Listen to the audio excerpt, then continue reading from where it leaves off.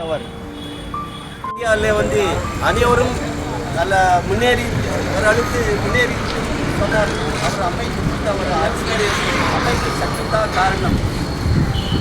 எல்லா ஜாதிகளும் எல்லா தர்மத்தின் மக்களும் ஒற்றுமையாக சொன்னால் அது காரணம் அவர் அமைத்து கொடுத்த ஒரு அரசியல் சட்டம் தான் காரணம்.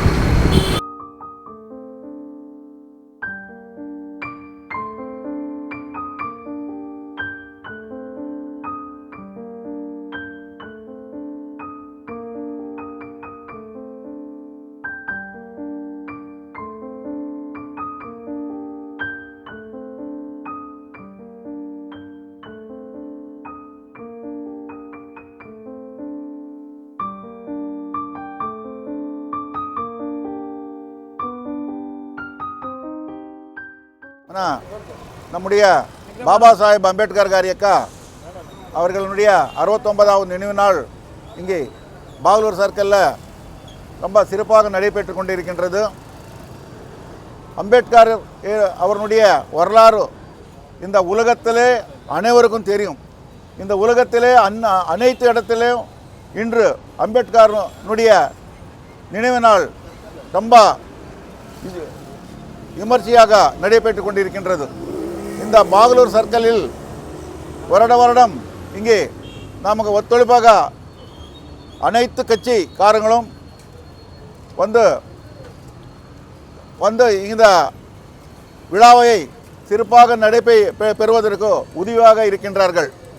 டாக்டர் அம்பேத்கர் அவர்கள் 14 ஏப்ரல் 1891 ஆண்டிலே பிறந்தார்கள். அவர் சட்டம் மற்றும் பொருளாதாரத்தை பயின்ற ஒரு வல்லுனர். அவர் இந்திய அரசியல் அமைப்பின் தந்தை என்று போற்றப்படுகின்றார். காரணம் என்னவென்றால் இந்த அரசியல் அமைப்பு சட்டத்தை ஏற்றுபவர்களுக்கு தலைமை தாங்கினவராக டாக்டர் அம்பேத்கர் அமைந்துள்ளார்.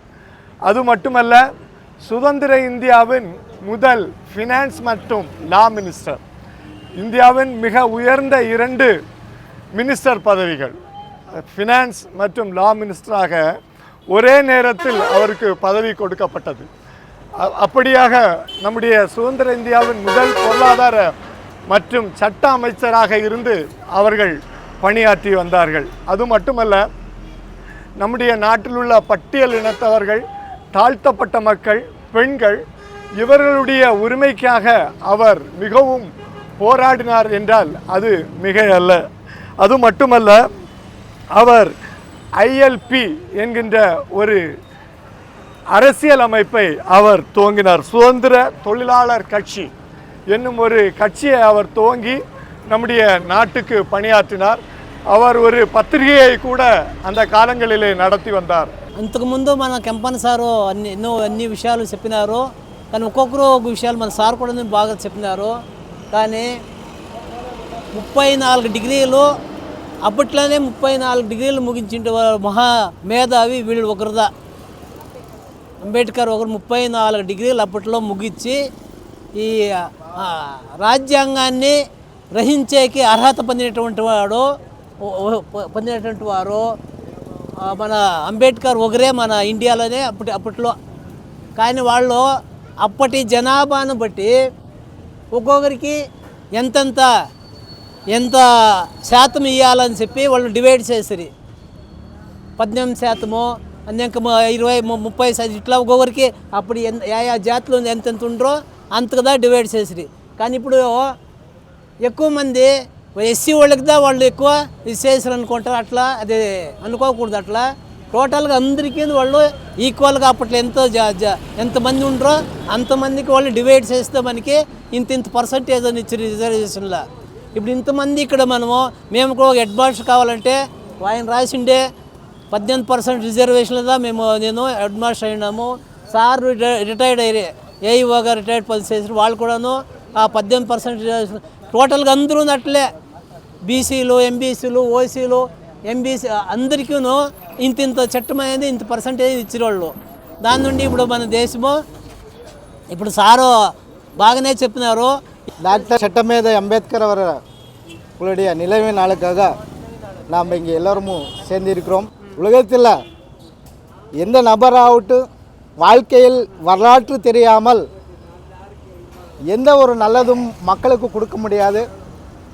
அப்படிப்பட்ட விஷயத்தில் அம்பேத்கர் என்றவர் மொத்தமாக இந்தியானுடைய வரலாற்றை படித்து பார்த்து அந்த இருக்கிற மக்களுக்கு எந்த விதமான சுச்சுவேஷனில் இருக்காருன்றதை நினச்சி யார் யார் பாதிக்கப்படுறார்கள், எப்பேற்பட்ட மக்கள் பாதிக்கப்படுறார்கள், எப்பேற்பட்ட அவமானப்படுறார்கள் அப்படின்றத எல்லாமே படித்து ஆராய்ச்சி இந்த இந்தியாவில் இருக்கிற மக்கள் தொகையை அனைத்தும் நினச்சி பார்த்து யாராருக்கு என்னென்ன கொடுக்கணுமோ யாராருக்கு என்னென்ன செய்யணுமோ அது அம்பேத்கர் அவர் தான் செஞ்சு கொடுத்துட்டு நமக்கு அரசியலமைப்பு சட்டத்தை எழுதி கொடுத்துட்டு நமக்கு ஒரு பொக்கிஷமாக கொடுத்து விட்டு அம்பேத்கர் போய்விட்டார்.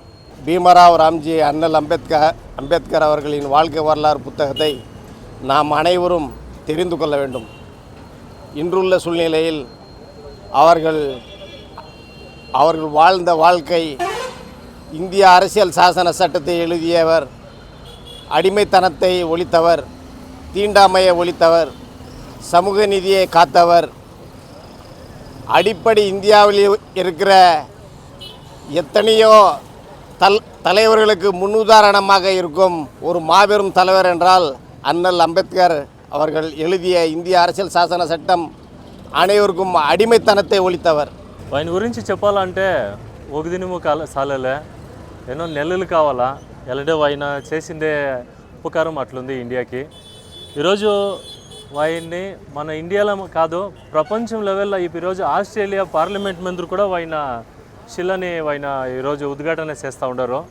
సో ప్రపంచం లెవెల్లో ఇంకా ఆయన్ని గురించి తెలుసుకుంటూ ఉండరు. బట్ ఇండియాలో ఈ పొద్దు ఆయన మనకి ఏమి రైట్స్ ఇచ్చినాడు, మెయిన్ రైట్స్ అంటే హక్కు, ప్రతి ఒక్కరి హక్కు ఏమనేది ఆయన ఏమి ఇచ్చినారని ఈ పొద్దుని చాలా ప్రజలు తెలుసుకుంటలేదు. సో దీనిపైన ప్రతి ఒక్కరు ఆయన అంబేద్కర్ అనే పేరు మాత్రమే కాదు, ఆయన ఏమేమి మనకి సౌకర్యాలు ఇచ్చినాడు అనేది ప్రతి ఒక్కరు తెలుసుకోవాలని నేను విన్నవించుకుంటా ఉన్నాను. ఈ అవకాశం ఇచ్చిన అందరికీ నా నమస్కారం. ఈరోజు మనము డాక్టర్ అంబేద్కర్ గారి వర్ధంతి జరుపుకుంటూ ఉన్నాము.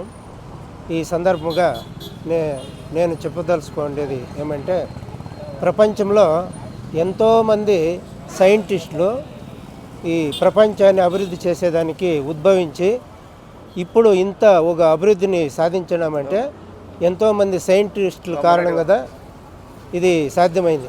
అలాంటి సైంటిస్టుల్లో రాజకీయ సైంటిస్ట్ అని చెప్పాలి మన డాక్టర్ అంబేద్కర్ని. ప్రపంచంలో ఉండే ఇప్పుడు చక్రము కనుగొన్న తర్వాత, బండి చక్రం కనుగొన్న తర్వాత ఆ చక్రం మూలంగా ఎంతో ప్రపంచం అభివృద్ధి అయింది. అదే మాదిరి ఒక్కొక్క సైంటిస్టు ఒక్కొక్క విధమైనటువంటి పరికరాలను కనుగొని దానికి మనం ఇంతొక అభివృద్ధిని సాధించినాము ప్రపంచంలో. అంబేద్కర్ గారి యొక్క వర్ధంతి మనము ఇక్కడ బాగా జరుపుకుంటున్నాము. అంతేకాకుండా ఇక్కడ విచ్చేసినటువంటి వాళ్ళు ప్రతి ఒక్కరూ అంబేద్కర్ యొక్క జీవిత చరిత్రను, అతని యొక్క సాధనలు, అతని యొక్క మేధాశక్తిని గురించి చాలా వివరంగా చెప్పినారు. అంబేద్కర్ వచ్చి 11వ శిశువు, 11వ కొడుకు వాళ్ళ తల్లిదండ్రులకి, భీమాబాయి రామ్జీ సక్పాల్ గారి యొక్క దంపతులకు పుట్టినటువంటి మహానుభావుడు. అతడు చాలా చిన్న తనములోనే ఎన్నో కష్టాలను ఎదుర్కొని తన జీవితాన్ని చాలా మెరుగుపరుచుకున్నటువంటి మహానుభావుడు. అతడు చదివేటప్పుడు ఆయన పాఠశాల అంటే స్కూల్ బడి లోపలికి చేరుస్తూ లేదు, బయట కూకొని వాకిల్ని ఇంకా బయట కూర్చొనిదా ఆయన చదువుతూ ఉండింది. ఒక గోన్ సంచి వేసుకొని దానిపైన కూకుంటూ ఉండేటువంటి మహానుభావుడు. ఒకరోజు ఏం జరిగిందంటే, అక్కడ ఉండేటువంటి ఉపాధ్యాయుడు ఏదో ఒక లెక్క వేస్తూ ఉంటారు, ఎవరి చేతుల్లో కాలే చిన్నోళ్ళు చేసే కాలేదో నేనేస్తాను సార్ పారిపోయి ఆడ లెక్క వేసే పోయేసి లోపల పోయినప్పుడు ఏమైందంటే, అక్కడ స్కూల్ చిన్నోళ్ళంతాను టిఫిన్ బాక్సులు పెట్టుకోండి మధ్యాహ్నం భోజనం తినేదానికి. అయ్యో ఆయన యొక్క నీడు పడిపోయా, అంట అయిపోయా, దాని నుండి మనము తినేయలేదు అని చెప్పేసి అందరూ బహిష్కరించారు. ఇటువంటి కష్టాలంతా పడినారు. అంతేకాకుండా అంబేద్కర్ చదివి మంచి విద్యావంతుడయ్యి మంచి అనేక డిగ్రీలు తీసుకొని ఆయన మహా మేధావి అయిపోయా. వానికి సపోర్ట్ చేసినటువంటి బరోడా మహారాజు, ఆయన పోయి పెద్ద చదువులు చదివేదానికి బరోడా మహారాజు ఎంతో సహకరించినారు. సహకరించి అతడు అక్కడ పై చదువులు చదువుకొచ్చి వాళ్ళ స్థానంలోనే ఆయన ఒక గుమస్తా పని చేస్తాడు. గుమస్తా పని చేసినప్పుడు అక్కడ ఉండేటువంటి ఒక ప్యూన్ అతడు నీళ్లు నా తాగేదానికంటే లేదు మీ జాతి వాళ్ళకి మేము ఇచ్చేలేదని అక్కడ కూడా ఆయనకి అంటరానితనము ఇదైంది. ఇవంతా చూసి ఆయన తన యొక్క జీవితాన్ని ఇంకా మెరుగుపరుచుకోనాలా, ఇదంతా ఎదిరియాలా, ఈ దేశానికి ఏమైనా ఒకటి మంచి చేయాలా అనేటువంటి ఉద్దేశంతో ఆయన లా చదివినాడు, భారత్ లా చదివినాడు. ఇట్లా ఎన్నో డిగ్రీలు చేసుకుని మంచి స్థితికి వచ్చినాడు. వచ్చి రాజకీయాల్లో కలుసుకుంటాడు. అంతా చేసి ముందు వచ్చేసి ఓటకు వచ్చి మంచి విద్యావంతులకి, తర్వాత మంచి డబ్బుండే వారికి, తర్వాత మంచి భూస్థితి ఉండేటువంటి వారికి మాత్రమే ఓటకు ఉండింది. అటువంటి దాన్ని అంతకాకుండా స్త్రీలు కూడా లేదు ఓటకు. ఇప్పుడు ప్రతి ఒక్కరూ ఒక బిచ్చమెత్తేటువంటి ఒక మనిషికి కూడాను ఓటకు కావాలనేటువంటి ఉద్దేశంతో ఆయన ఆ చట్టాన్ని తీసుకుని వచ్చినాడు. అందరికీ ఓటకు ఉండాలంటే కారణము అతడే, ఎవరు ఆ మాదిరి చేయలేదు. ఓటకు ఇప్పించినాడు. అంతేకాకుండా ప్రతి ఒక్కరు చదవాలి, స్త్రీలకు విద్య చదువుకూడదు, ఆడది బయట రాకూడదు అనేటువంటి ఉద్దేశంలో ఉండేటువంటి దాన్ని ఇప్పుడు మనం తెలుసుకుంటే ఇప్పుడు ఫ్లైట్ తోలుతూ ఉండారు స్త్రీలు, స్టీమర్లు తోలుతూ ఉండారు, అన్ని రంగాల్లోనూ వాళ్ళు రాణిస్తూ ఉండారు. అటువంటి స్థితికి రావాలంటే ఆ మహానుభావుడు అంబేద్కర్ రాసినటువంటి చట్టందా. కానీ ఇప్పుడు ఉండేటువంటి వాళ్ళు అంబేద్కర్ని అందరూ అన్ని కచ్చేవాళ్ళు అన్ని వాళ్ళు ఏమిటికి ఫోటో వేసుకుంటారు. రేపు ఎలక్షన్ వచ్చిందంటే అందరూ ఫోటో అందరి దాంట్లోనే ఉంటుంది అంబేద్కర్. కానీ అంబేద్కర్ని ఒక ఇటువంటి కార్యక్రమాలు జరిగేటప్పుడు కానీ ఒక ఇచ్చేసేటప్పుడు కానీ ఎవరు చేసేది లేదు, ఏమీ లేదు. కారణం ఏమంటే అతను ఒక తక్కువ జాతి అంటే వెనుకబడినటువంటి వాడు అనేటువంటి ఉద్దేశంతోనే అందరూ చూస్తున్నారు. ఎప్పుడూ విద్యావంతులు కావాలి, అందరూ మంచి స్థితికి రావాలి, వస్తేనే ఈ తారతమ్యాలు లేకుండా ఉండేదానికి ఒక కారణమవుతుంది అని నేను నమ్ముతూ ఉంటాను. దాని నుండి ఈరోజు అంబేద్కర్ లండన్లో చదివేటప్పుడు ఫస్ట్ పోయి లైబ్రరీలో ఫస్ట్ పోయేది ఇతడే, లాస్ట్ పోయేది అతడే బయట వచ్చేది. వాని బుక్కులు కొనేదానికి డబ్బు లేదు. ఆయన ఆ యొక్క లైబ్రరీలో చదువుకొని తినేదానికి లేకుండా బొన్ను తీసుకొని దాన్ని కొరుక్కొని భోజనానికి లేకుండా దాన్ని కొరుక్కొని ఆయన చదివి మంచి స్థితికి వచ్చినటువంటి మహానుభావుడు. అటువంటి మహానుభావుడిని ప్రతి ఒక్కరూ తెలుసుకోవాలి. అది కాకుండా ఇంకొకటి ఏమంటే ఈ యొక్క అంబేద్కర్ రాసినటువంటి చట్టం ప్రకారంగా రిజర్వేషన్ ప్రకారంగా వచ్చినటువంటి వాళ్ళే ఈ అంబేద్కర్ని ఎవరు గమనించలే. కారణం ఏమంటే మేము ఉద్యోగం తీసుకుంటారు, అన్నీ చేసుకుంటారు, కానీ బయటకు వచ్చేవాళ్ళు బయటకు వస్తే ఏమో మనకి అవమానకరంగా చూస్తూ ఉంటారు. దాని నుండి దయచేసి ప్రతి ఒక్కరూను ఆయన ఏం చేసింటే ఎస్సీలకు మాత్రమే వాళ్ళు మంచి చేయలే, అన్ని జాతుల వాళ్ళకును మన ఇండియాలో ఎన్ని జాతులు ఉండో అన్ని జాతుల వాళ్ళకును ఆయన మంచిదే చేసినాడు. దాన్ని ఎవరు అర్థం చేసుకోనిలే. అంటే ఆయన యొక్క జీవిత చరిత్రను ప్రతి ఒక్కరు చదవాలి. వాళ్ళు రాసినటువంటి కాన్స్టిట్యూషన్ ఇంట్లో వచ్చి భగవద్గీత మాదిరి పెట్టుకోవాలి. భగవద్గీత ప్రతి ఒక్కరు అది మనము చాలా పవిత్రమైన గ్రంథం అంటూ ఉంటాం. కానీ ఆ భగవద్గీత కన్నా ముఖ్యమైనటువంటిది మన ఇండియా రాజ్యాంగ చట్టం ఉంది చూడండి, ఆయన రాసినటువంటిది. దాన్ని పెట్టుకొని మనం పూజ చేయాలి. పూజ చేసేంత మాత్రం కాదు, దాంట్లో ఉండేటువంటి సారాంశాన్ని చదవాలా, చదివి అర్థం చేసుకోవాలా.